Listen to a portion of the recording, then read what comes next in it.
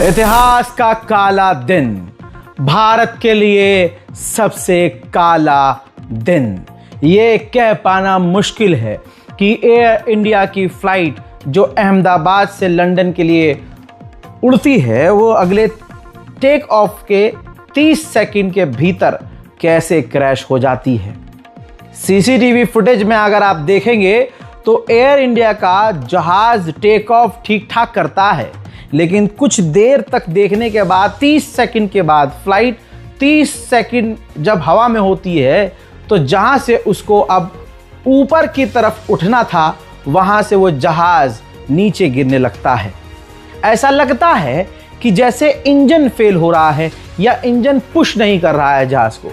हम और आप रहे जीरो नॉलेज वाले, हमें क्या ही पता, लेकिन जहाज की इस फुटेज को देखकर लग रहा है कि जैसे इंजन प्रेशर नहीं दे रहा है, जहाज ऊपर की तरफ नहीं उड़ रहा है। पहले ये थ्योरी बनाई जा रही थी कि ये आतंकी हमला हो सकता है, धमाका हुआ नहीं, धमाका हुआ था क्रैश के वक्त। जी हाँ, अब आपको बता देता हूं मामला ये, और सुन लीजिए कि मौत के आंकड़े इतने क्यों बढ़ गए हैं। 73 से 74 छात्र जो एयरपोर्ट के ख़त्म होते ही जो एक हॉस्टल था, उसमें जो ट्रेनिंग छात्र थे जो समझ लीजिए कि डॉक्टरी की पढ़ाई कर रहे थे, वो बेचारे उस हॉस्टल में रह रहे थे। जहाज सीधा जाता है और पीछे का हिस्सा उस घर पर टच होता है और 1-2 बिल्डिंग तक टकराता हुआ धमाके के साथ आगे बढ़ जाता है, जिसमें फ्लाइट के अंदर जितने लोग थे, जिसमें 10 क्रू मेंबर, 2 पायलट, जिसमें 241 यात्री थे, सिर्फ एक को छोड़कर, कहीं कहा जा रहा है 2, कहीं कहा जा रहा है 1, लेकिन एक काम कंफर्म कर रहे हैं कि एक वो व्यक्ति बच गया, बाकी सारे के सारे मारे गए। अब जिस हॉस्टल के ऊपर वो जहाज जाकर गिरता है, 73 से 74 छात्र जो उसके अंदर पढ़ते थे, रह रहे थे, वो भी मारे गए। पूरे इलाके में आग लग गई। भारत के इतिहास का सबसे खौफनाक ये हादसा था। कई तस्वीरें तो ऐसी हैं जो मैं आपको दिखा भी नहीं सकता, ना हम आपको दिखाएंगे। ऐसी भी तस्वीर देखी गई कि सड़क पर किसी का सर धड़ से अलग पड़ा हुआ है। ऐसी भी तस्वीर देखी गई जिसमें जो ये हादसा हुआ उसमें क्रैश में जो लोग मारे गए हैं वो इस तरह से जलकर राख हो गए हैं कि जैसे थे वैसे ही अकड़ गए हैं। उनकी बॉडी को वैसे ही अकड़ी हुई, जली हुई, बिल्कुल कोयले की तरह जलकर राख हुई बॉडी को ले जाया गया है। हालात बॉडीज के इतने खराब थे कि डीएनए सैंपल मांगा गया पुलिस वालों के जरिए कि भाई आपके घर वालों की पहचान करने के लिए डीएनए टेस्ट किया जाएगा। ये तमाम चीज़ें आपको पता है, लेकिन मेरा फ़र्ज़ है मोटा मोटी मैं आपको बता दूं कि ऐसा हादसा इतिहास में बहुत कम देखा गया है।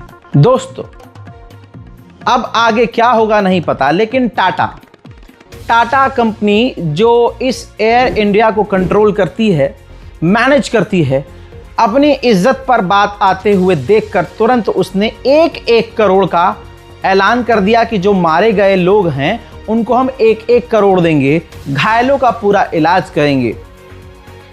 समझ से परे है कि क्या इससे कोई मतलब जो मारे गए हैं उनके घर वाले वापस आ सकते हैं? नहीं।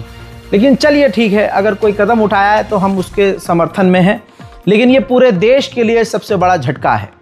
कुछ राइट विंग वाले जानवरों ने ज़बरदस्ती इस मामले को घुमाने की कोशिश की और भारत में कुछ भी होता है तो हम बड़ी आसानी से पाकिस्तान पर भी इस मामले को डालते हैं। पूरी कोशिश करने के बाद भारतीय इंटेलिजेंस ने साफ मना कर दिया कि ऐसा तो नहीं है कि इसमें कोई इसमें पाकिस्तान का किसी का रोल हो। जो डिटेल रिपोर्ट है, जो मैं लगातार कई घंटे से पढ़ रहा हूँ और नज़र रख रहा हूँ, उसमें शॉर्ट में कहानी ये है कि ये एक एक्सीडेंट है। कहा जा रहा है या तो पंछी टकराया है या फिर कोई टेक्निकल पंछी। पर्सनली मैं मोहम्मद रजा नहीं मानता कि पंछी टकराने से इतना बड़ा हादसा या ऐसा कुछ हो जाएगा। ये लग रहा है जिस तरह से जहाज उड़ने की कोशिश कर रहा है और अचानक से ऐसा लग रहा है इंजन ही बंद हो गया हो, ये समझ से परे है। ये तो अब टेस्ट होगा, जांच होगी तब पता चलेगा, लेकिन अभी ऐसा कोई पुख्ता मामला सामने नहीं रखा गया कि ये एक वजह है। कहा जा रहा है कि ब्रिटेन और अमेरिका की जो है जांच कमेटी जो एविएशन से जुड़ी है, जो इन्हीं सब चीज़ों पर एक्सपर्ट है, वो आएगी और जांच करेगी और बताएगी कि आगे क्या होता है। हजरात, इसी के साथ जो चीज़ें आपको थोड़ा थोड़ा जानने में होगा इंटरेस्ट, तो मैं आपको दिखाता हूँ। पहली तस्वीर आई है विमान के पायलट सुमित सबरवाल की। पहली ये तस्वीर है अहमदाबाद से। ये वही जहाज़ जो है लेकर उड़े थे जो पूरी तरह से क्रैश हो गया। हज़रात, एयर इंडिया 171 के ये पायलट थे।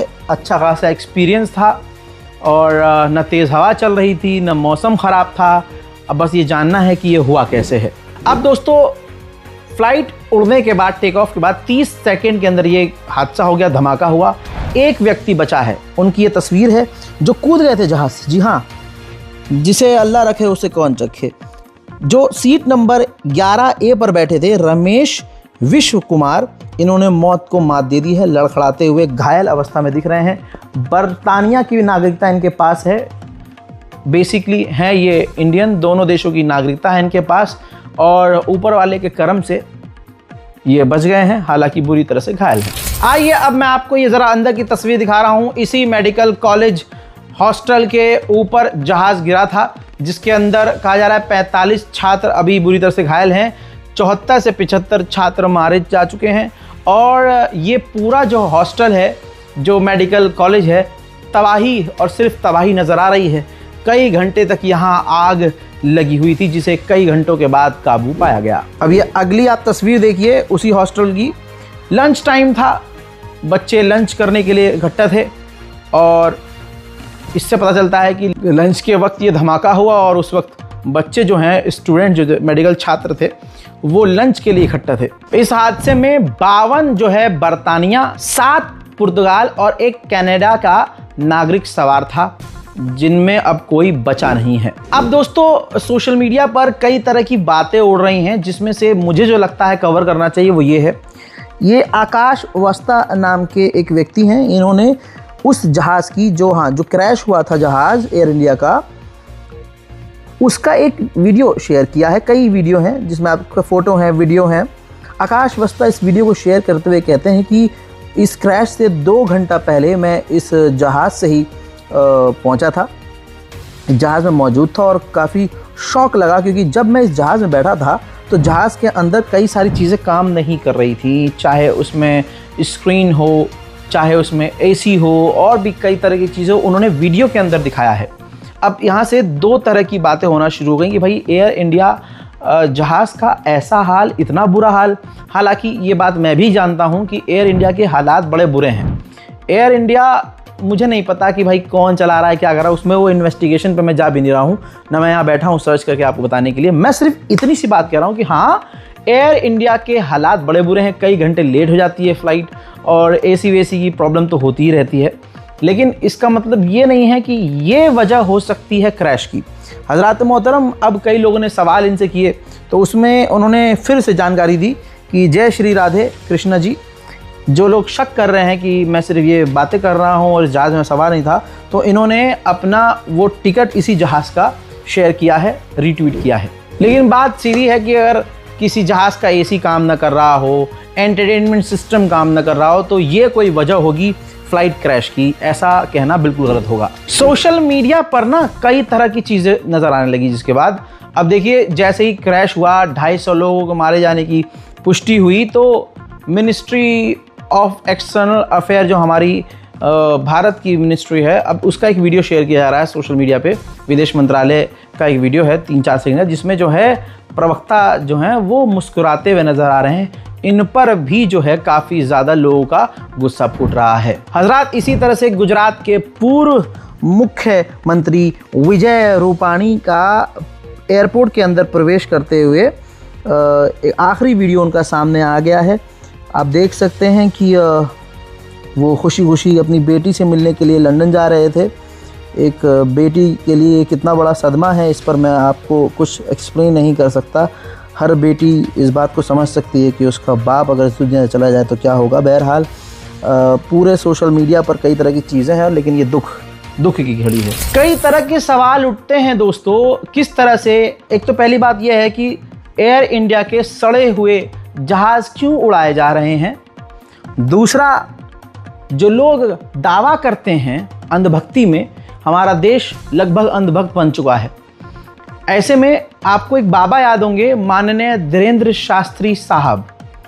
वो कहते हैं कि मुझे हादसों का पहले ही पता चल जाता है, मैं पर्ची खोलता हूँ और पर्ची में जो बताता हूँ भविष्य बता देता हूँ आपको। ना वो पहलगांव आतंकी हमले का भविष्य बता पाए, ना वो इस एयर इंडिया के क्रैश पर कोई भी संकेत पहले दे पाए। अब वो विदेश में बैठकर अपना दुख व्यक्त कर रहे हैं। अब कोई इनसे ये नहीं पूछ रहा है कि आपकी शक्ति कहाँ गई। अब हिंदू मुसलमान करने वाले लोगों को खुद सोचना चाहिए कि हमारे कितने सारे हिंदू भाई मारे गए।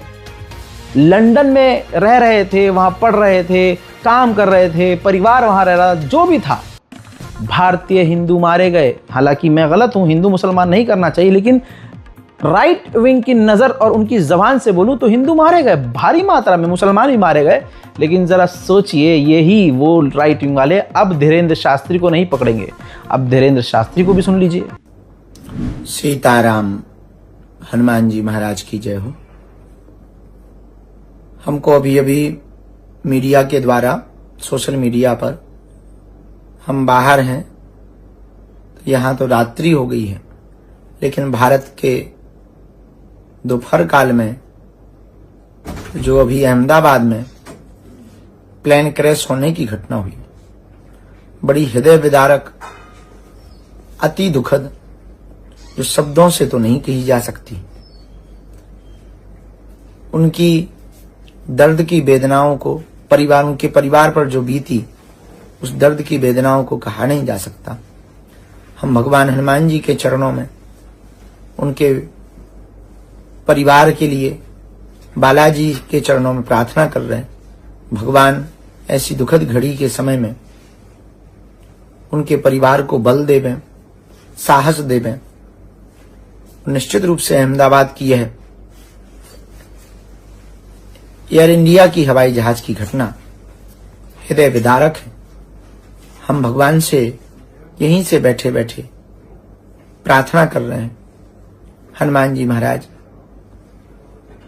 सब पर कृपा करें।